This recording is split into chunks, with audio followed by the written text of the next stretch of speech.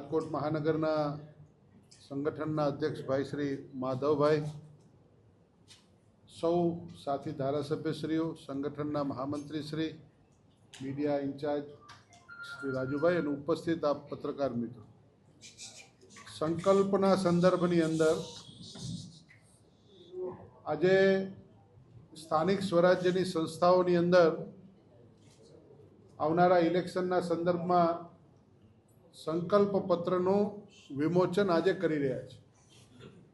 સંકલ્પ પત્રનું વિમોચન એટલે કે જ્યારથી મનની અંદર કંઈ કલ્પનાઓ ઉત્પન્ન થઈ હોય એટલે પહેલાં અવધારણા બનતી હોય છે મનમાં, અને એ અવધારણાને મૂર્તિમંત કરવા માટેનું કામ થતું હોય છે, એટલે એને સંકલ્પ કહેવાય છે. અને સંકલ્પ પત્રનું સ્થાનિક સ્વરાજ્યની સંસ્થા મારફતે અહીંના વિસ્તારના વિકાસ માટે અને દેશના યશસ્વી અને તપસ્વી પ્રધાનમંત્રી આદરણીય નરેન્દ્રભાઈ મોદી સાહેબના નેતૃત્વની અંદર ભારતીય જનતા પાર્ટી જે પ્રકારે એક પછી એક કાર્યો કરી રહી છે, તમે બધા સૌ વિદિત છો કે ભારતીય જનતા પાર્ટીના શરૂઆતથી જનસંઘના વખતથી સંકલ્પ પત્રોની અંદર પ્રારંભ થતો 370ની કલમ, રામ મંદિર અને સમાન સિવિલ કોડ, તો એ પૈકી દેશના યશસ્વી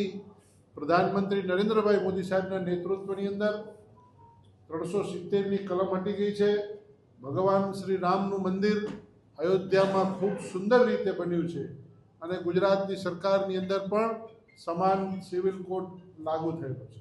તો આ પ્રકારે સ્થાનિક સ્વરાજ્યની સંસ્થાઓમાં પણ વિકાસની રાજનીતિનો નવો કેડી કંડારેલી છે. જ્યારે માનનીય મોદી સાહેબ, ત્યારે ભારતીય જનતા પાર્ટીના નેતૃત્વની કેન્દ્રની સરકાર અને ગુજરાતની સરકાર, ડબલ એન્જિનની સરકાર, જે પ્રકારે સામાન્ય છેવાડાના માનવી સુધી સેવાના માધ્યમથી લોકોને કામ કરવા માટેનો અવસર આપી અને લોકોનું કામ કરવા માટેનું વ્યવસ્થા જે સ્થાનિક સ્વરાજ્યની સંસ્થા છે એના મારફતની જ્યારે વ્યવસ્થા થતી હોય છે, ત્યારે ભારતીય જનતા પાર્ટી સમગ્રતયા વિચાર કરતી હોય છે કે કયા પ્રકારે આવનારા દિવસોમાં આ મહાનગર રાજકોટનું કઈ દ્રષ્ટિથી, કયા કયા આયામોમાં, કયા કયા ક્ષેત્રોમાં કઈ કઈ રીતે કેટલો વિકાસનો પ્લાનિંગ કરશું એનો વિચાર લઈને સંકલ્પ પત્ર લેવાતો હોય છે.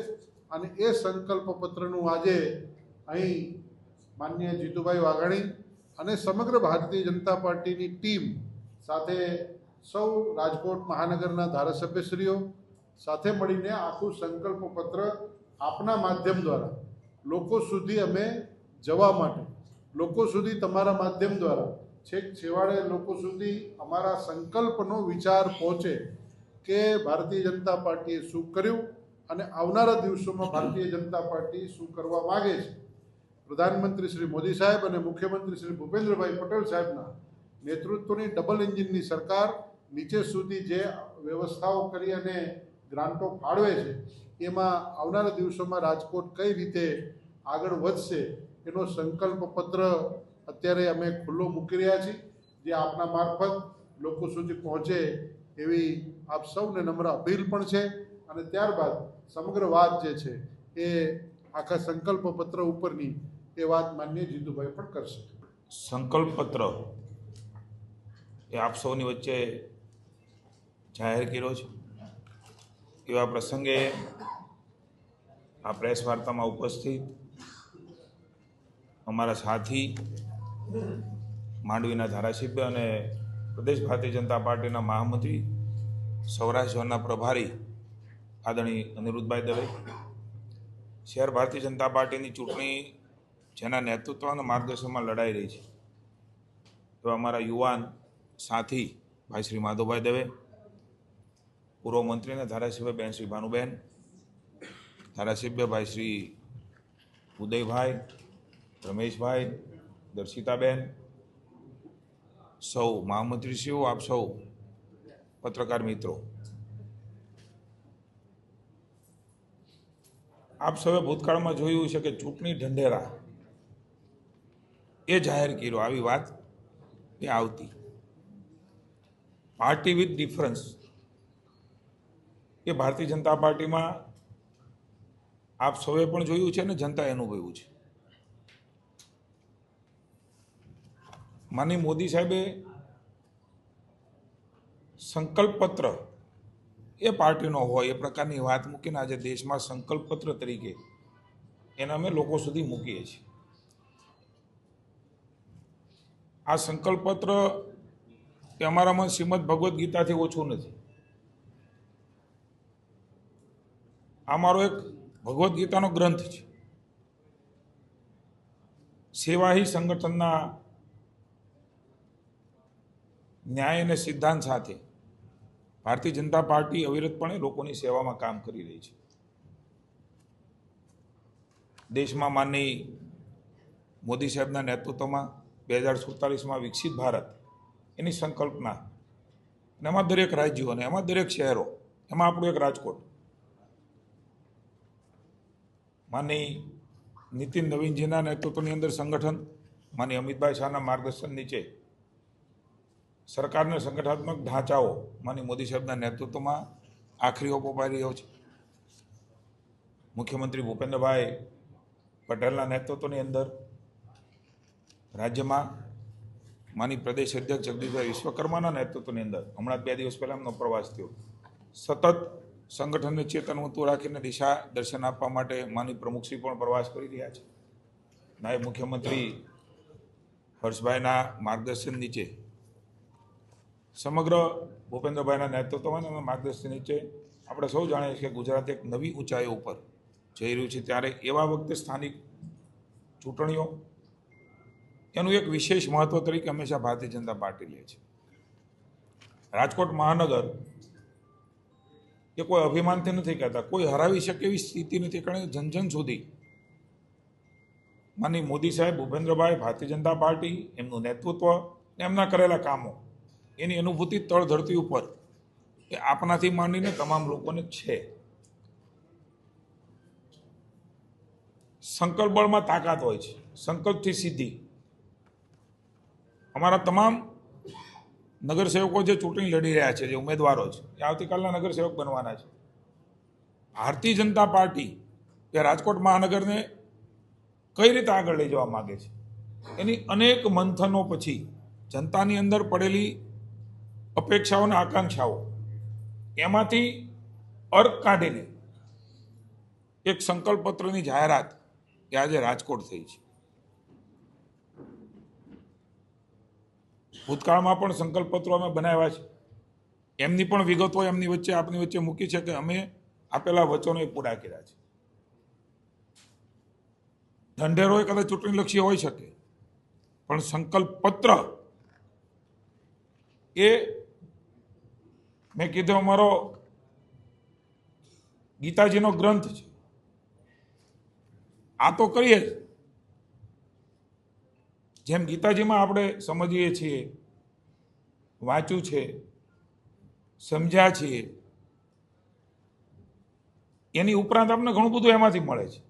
એમ સંકલ્પપત્રમાંથી પણ ભારતીય જનતા પાર્ટીને ખૂબ બધું મળે, અને લોકસેવામાં, સમાજ જીવનની વ્યવસ્થામાં કેવી રીતે એને લાઇનબદ્ધ કરી શકીએ એના માટે થઈને આજે અમે આ સંકલ્પપત્રની જાહેરાત કરી છે.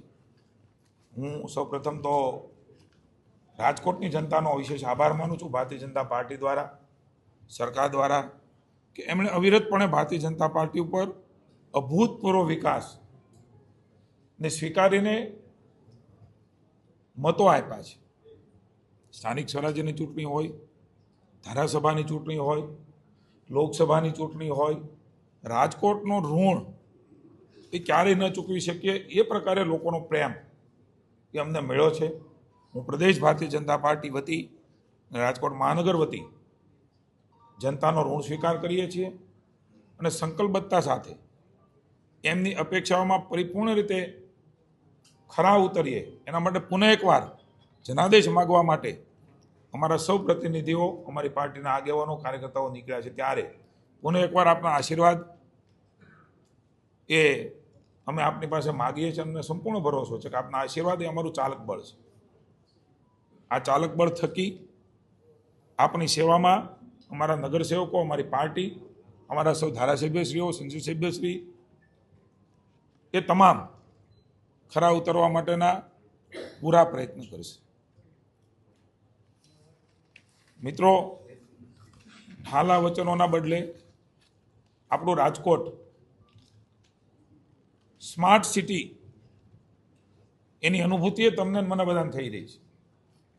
સૌરાષ્ટ્રનું પાટનગર, સૌરાષ્ટ્રની રાજધાની ગણાતું આપણું આ રંગીલું રાજકોટ, એને વિશેષ રીતે શણગારવાનું, સધાવવાનું, લોકજીવનની અંદર એ નીતિઓની અમલવારી દ્વારા એમને પણ કંઈક સુખાકારીની અનુભૂતિ થાય, કંઈક નવું થઈ રહ્યું છે. હું મહાનગરના શાસકો, મેયરશ્રીને, સમગ્ર ટીમને, અત્યાર સુધી જેમણે કામ કર્યું છે, પ્રમુખોને, એ ધારાસભ્યશ્રીઓને, એ નગરસેવકો, નગરસેવિકાઓને અને કાર્યકર્તાઓને અભિનંદન આપું છું અને આભાર માનું છું કે બદલાઈ ગયેલું રાજકોટ એનું દર્શન એ અમારા સૌ પ્રતિનિધિઓ અને પાર્ટીના સૌ કર્મઠ કાર્યકર્તાઓ જે બૂથમાં બેઠો છે, જેને ચૂંટણી નથી લડ્યો પણ ભારી ભારતીય જનતા પાર્ટી જીતે, કે લોકસેવામાં અમારો પ્રતિનિધિ કામ લાગે, એમના પ્રયત્નોને પણ વિશેષ બિરદાવું છું, એનો ઋણ સ્વીકાર કરીને આભાર માનું છું.